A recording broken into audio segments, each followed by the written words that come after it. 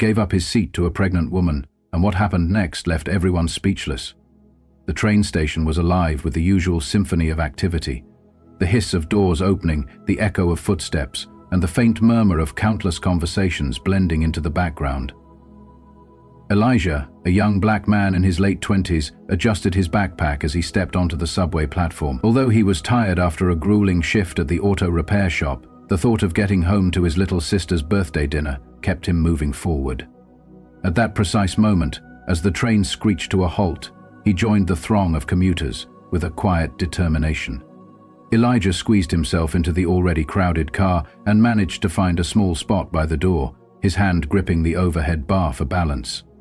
As he settled in, his eyes fell upon a woman across from him who was clearly pregnant. She clutched a sturdy pole in one hand while gripping her oversized bag in the other. Her face was wet with perspiration, and her legs trembled as the train jerked forward unexpectedly. Without hesitation, Elijah rose to his feet and with a kind yet firm gesture offered her his vacant seat. "Here, Mom. You look like you could use this," he said. The woman hesitated momentarily, her eyes revealing both embarrassment and gratitude. Eventually, she gave him a grateful smile and murmured, "Thank you so much," as she sank into the seat. Elijah nodded politely and then shifted to stand closer to the door. He glanced at his watch and noted that there was still enough time to reach dinner if the train stayed on schedule. For a brief moment, he felt good about his small act of kindness, a simple gesture that in his eyes was more than enough to brighten someone's day. However, the peaceful moment was abruptly shattered. As the train pulled into the next station, the woman's head suddenly slumped forward. Her bag slid noisily to the floor and she collapsed onto her knees, gasping for air. In that instant, the entire car fell silent. A man nearby shouted, "Someone help her!" Instinctively, Elijah moved toward the fallen woman. "Ma'am, are you okay?" he asked as he crouched beside her in concern. At the same time, another passenger cried out for someone to pull the emergency brake. Chaos erupted, voices overlapping, panic seeping into every word as people scrambled to call 911. The air became thick with confusion and dread. Despite the mayhem, Elijah stayed by the woman's side, unsure what else to do. Then, as other passengers helped her into a sitting position, the woman pointed directly at him. With a weak but piercing voice, she gasped, It was him. He did something to me." At first, her murmur was low and almost imperceptible, but it soon grew insidiously louder. People around Elijah began exchanging suspicious glances, and the atmosphere in the car shifted ominously. For a brief second, Elijah thought he must have misheard her. His mind raced as he tried to make sense of her words. "What do you mean?" he asked, his voice steady yet edged with disbelief. The woman repeated herself, this time louder and clearer. "He did something to me." She clutched her stomach, wincing, and the surrounding passengers shifted uncomfortably. Hold on," Elijah said, raising his hands in a defensive gesture. "I didn't do anything. I only gave you my seat." Yet the murmurs only intensified, swelling into a wave of suspicion that rippled through the crowded car. A man in a grey suit who had been standing near the woman spoke up, furrowing his brow as he demanded, "I saw him standing close to her. What were you doing near her bag?" Elijah turned toward the man, incredulous. "I wasn't near her bag. I was standing by the door the whole time," he insisted. But it seemed his protest was futile. People were already forming their own versions of events, their assumptions filling in the gaps. A woman with a stroller muttered something under her breath and cast a weary glance at Elijah, as if to say, "I knew it." Before long, an older man with glasses stepped forward and positioned himself between Elijah and the pregnant woman, as though trying to shield her from further harm. "Someone call the police," a voice shouted from the back of the car. Elijah's stomach sank. "Why would you call the cops?" he demanded, his voice cracking. Not out of fear, but sheer frustration. "I didn't do anything," he protested. The train then screeched to a halt at the next station. Moments later, 2 transit officers boarded the car, and their presence only served to intensify the tension in the air. "What's going on here?" one of the officers demanded, surveying the chaotic scene. Passengers immediately began talking over one another, pointing fingers and offering fragmented accounts of what they believed had happened. "She collapsed, and he was right there," one woman said, nodding toward Elijah. "He gave up his seat, but then, I don't know. Something just doesn't add up, another passenger added hesitantly. The officers exchanged a look and then turned their attention to Elijah, who now stood frozen in place with his hands raised slightly, as if to prove he meant no harm. "You! Step off the train," one officer ordered, gesturing toward him, "so we can sort this out." "I didn't do anything," Elijah protested, his voice growing firmer. "I only gave up my seat. Ask anyone." The officers exchanged another glance before one finally said, "We'll figure this out. Let's go." Before Elijah could move, a teenage girl with braids who had been sitting near the back of the car suddenly stood up, holding her phone high. "Wait," she called out, her voice slicing through the escalating tension. "I saw the entire thing. He didn't touch her or her stuff. He literally just gave her his seat." Her words hung in the air like a small crack in the wall of suspicion, but they did little to dissolve the doubt entirely. Soon after, the pregnant woman groaned again, clutching her stomach as she struggled. One of the officers crouched beside her and asked gently, "What happened, ma'am? Did someone harm you?" With a trembling voice, she pointed directly at Elijah and repeated, "It was him. I felt dizzy after he stood so close. I don't know what he did, but it was him." Elijah's heart pounded in his chest. He desperately wanted to scream, to demand an explanation for why she was accusing him, but he remembered his father's advice: stay calm, no matter what, and never give them a reason to see you as a threat. The officers, now visibly more alert, instructed him again. "Sir, please step aside. This is just protocol. We need to get her medical attention and figure out what happened." Reluctantly, Elijah nodded and followed them off the train, acutely aware of every pair of eyes fixed on him as he walked. The whispers behind him stung more deeply than he cared to admit. Outside the train, the tension only grew heavier as more officers arrived and additional passengers spilled onto the platform. Their retellings of the incident grew increasingly dramatic, and soon the situation began to take an even darker turn. Elijah stood on the platform, leaning his back against the cold concrete wall, while two officers questioned him. A small crowd had gathered, whispering and pointing. The pregnant woman sat a few feet away on a bench, clutching her belly and shaking her head as paramedics examined her intermittently. Her gaze flickered toward Elijah, a mixture of fear and accusation in her eyes. "Let me get this straight," said the taller officer, flipping open his notepad. "You're saying you gave up your seat and that's all that happened?" "Yes," Elijah replied firmly. "That's all I did. I don't even know this woman." The shorter officer then asked, "Then why would she accuse you of something? People don't just make these things up." Elijah clenched his fists and forced himself to remain calm. "I don't know why she's saying this. Maybe she's confused, or maybe something else is going on, but I did nothing wrong." From behind the officers, a middle-aged woman in a red coat stepped forward. "I saw him too," she said hesitantly. "He was acting kind of too close to her, you know what I mean?" Elijah's eyes widened in disbelief. "What? I wasn't anywhere near her except to offer my seat." The taller officer then addressed the woman directly. "Ma'am, did you see anything else suspicious?" She shook her head slowly. No, but I think it's worth looking into. You can't be too careful these days." Her words hit Elijah like a punch to the gut. He turned to the officers, his voice rising with frustration. "This is ridiculous. You're taking her word and a bunch of guesses over facts. Check the security cameras if you don't believe me." The officers exchanged a glance, and one sighed. "We're working on it. Just cooperate, okay?" Meanwhile, the crowd grew restless, and voices in the gathering began to speculate wildly. "He probably slipped something into her drink," one man muttered. "Or maybe he tried to take her bag," another suggested. A woman added, "Look at him, he's so defensive, that's a red flag."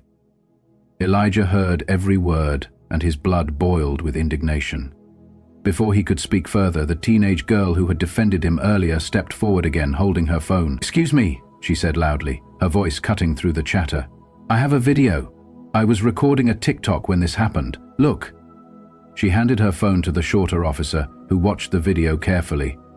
The screen clearly showed Elijah standing by the door, his hands on the rail, minding his own business. The moment he gave up his seat was unmistakable, as was the distance between him and the pregnant woman thereafter. The officer's expression softened slightly as he handed the phone to his partner. "This doesn't show any contact between him and the woman," he admitted. The taller officer frowned, then turned to the pregnant woman. "Ma'am, are you absolutely sure it was him?" Her face crumpled, and tears began to spill down her cheeks as she stammered, I don't know. I felt dizzy and he was right there. I just assumed." Elijah felt a mix of relief and frustration. "You assumed," he repeated in an icy tone. "You have half this platform thinking I'm some kind of criminal just because of assumptions." The crowd's whispers shifted, now laden with uncertainty, some faces showing embarrassment while others doubled down on their suspicions.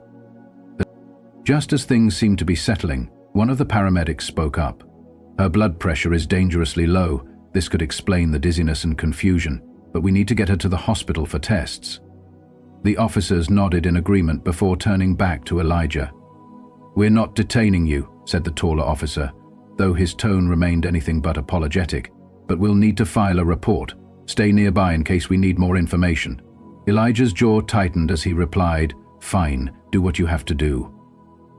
As the paramedics led the woman away and the crowd slowly dispersed, Elijah remained on the platform, shaken but not broken.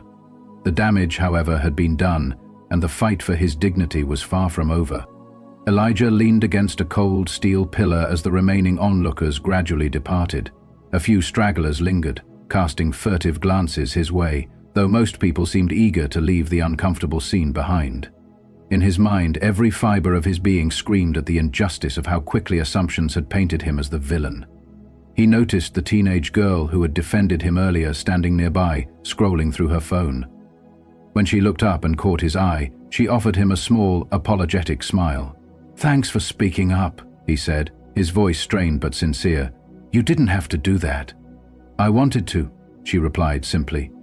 "It's just messed up how everyone jumped on you like that. People always assume the worst for no reason."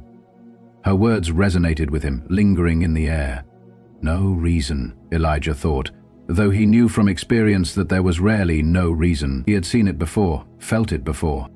Just then, one of the officers approached him again. "Listen," the taller officer began in a more measured tone. "We reviewed the security footage from the train. It backs up what you said. You didn't do anything wrong. You're free to go." Elijah let out a sharp exhale, relief flooding through him. "I told you that from the start," the officer said, his voice edged with a hint of regret. He shifted uncomfortably and added, "Yeah, well, we had to be thorough. You know how it is." Elijah stared at him, the words catching in his throat.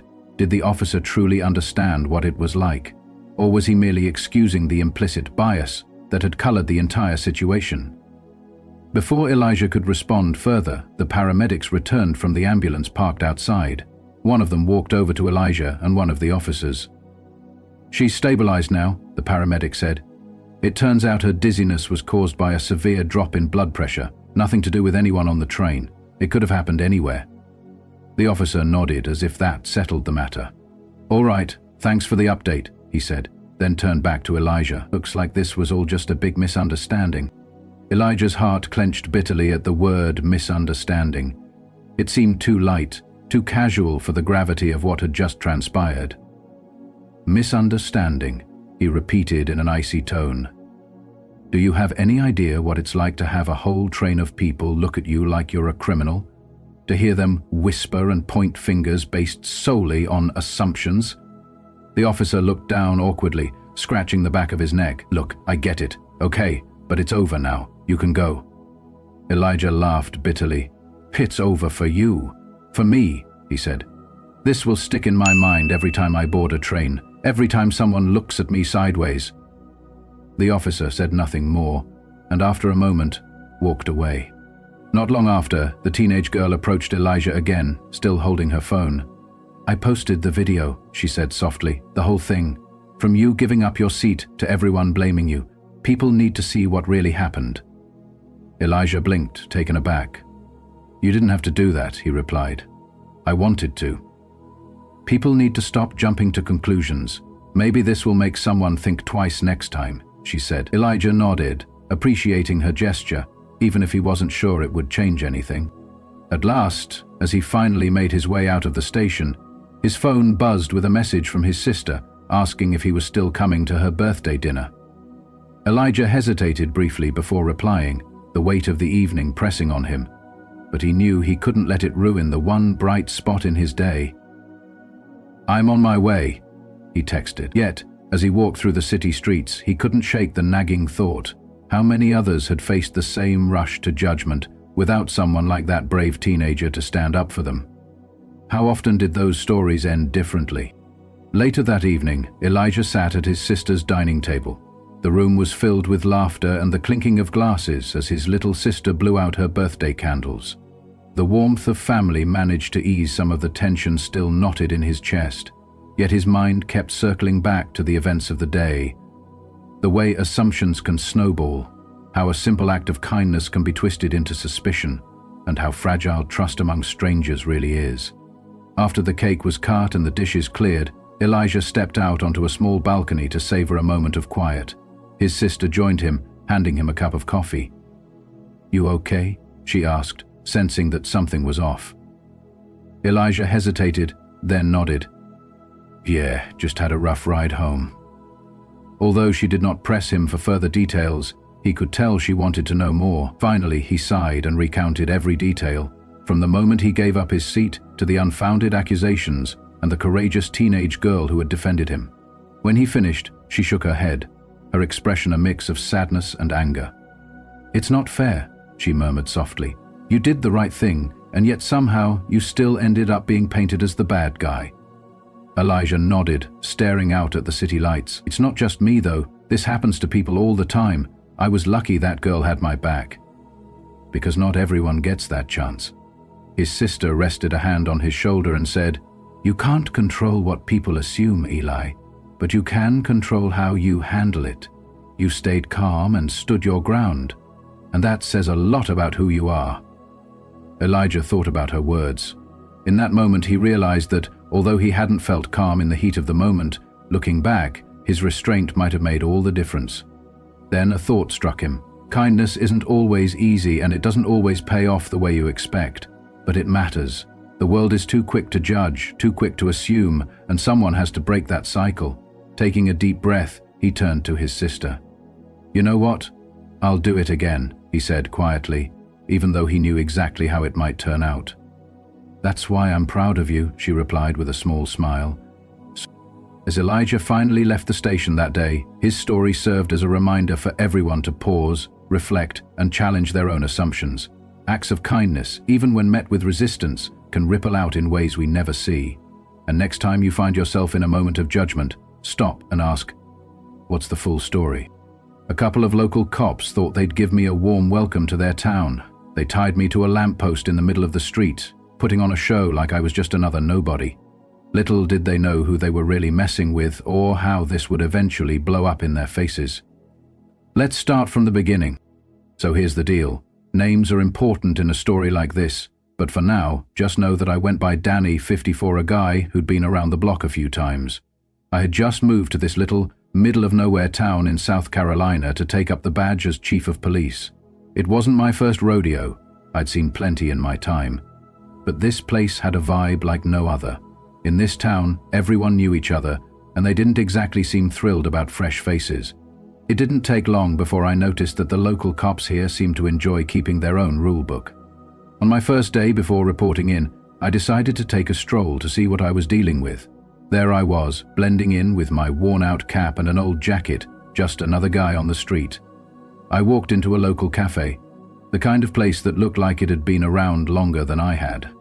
The second I stepped in, I felt a dozen eyes on me, the classic "you don't belong here" vibe. In the corner, two cops were laughing their heads off about something. I could tell by the way they kept sneaking glances at me that I was the punchline. Their eyes sized me up as if they had already decided I was a nobody. Someone either worth ignoring or, worse, someone worth messing with. Their badges practically sparkled in the dim light, but their manners were far from sparkling. I ordered a coffee and tried to play it cool, just to see how they'd react. I hadn't planned on revealing who I was just yet. This was my recon mission. But then, as I took my coffee to go, one of them barked from across the room. "Hey, old man, you lost or something? 'Cause you sure don't look local." I half turned, keeping my expression blank, and replied casually that I was just passing through. Clearly, they weren't buying it. One of them, A tall guy with a smug grin shot back, "Well, maybe keep passing. Strangers don't last long around here if you get my drift."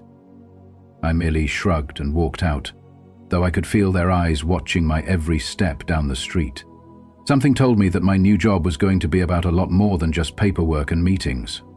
The next morning, I decided to go for a run just outside of town, to clear my head and get a feel for the place. Fresh air, a little peace. Nothing out of the ordinary.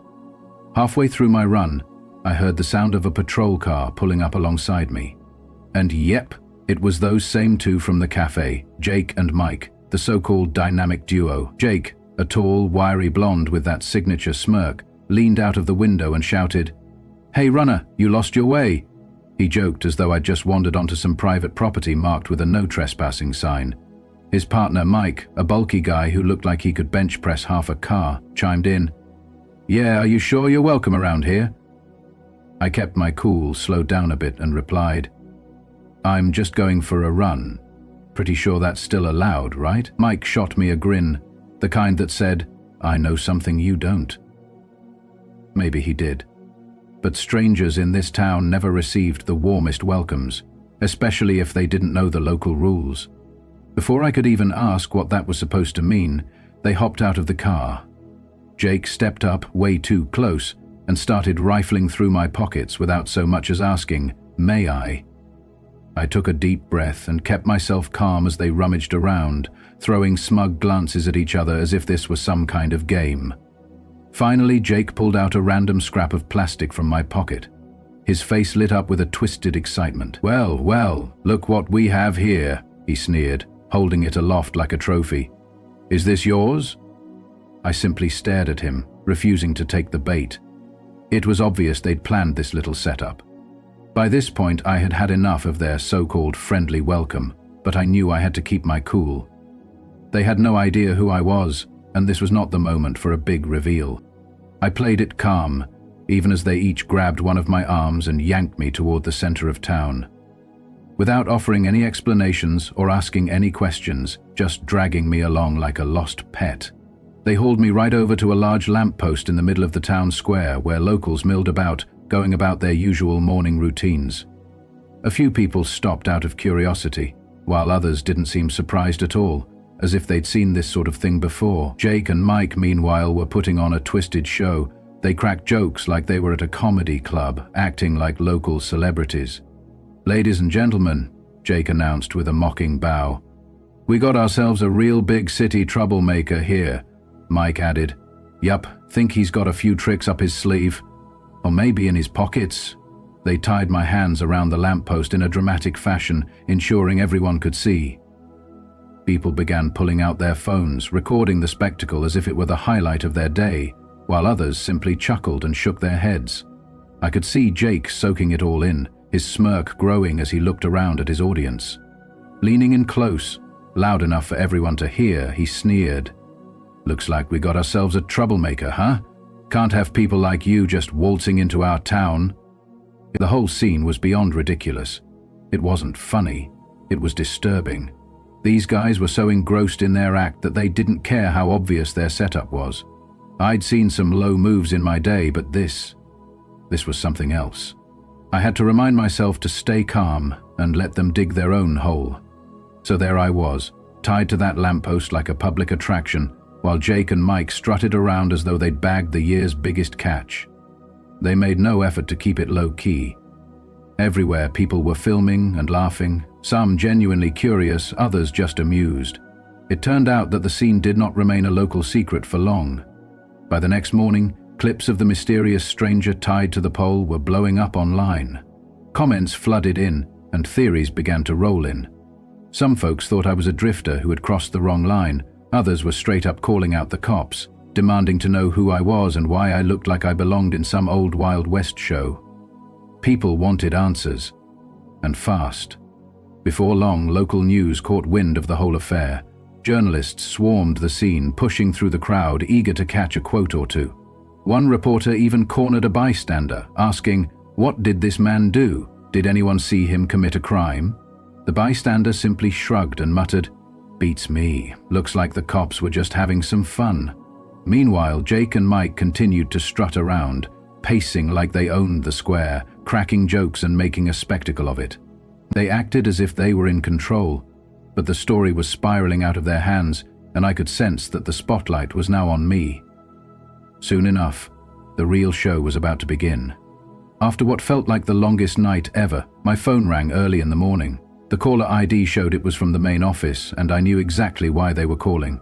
Word had reached the chain of command, and they were not happy.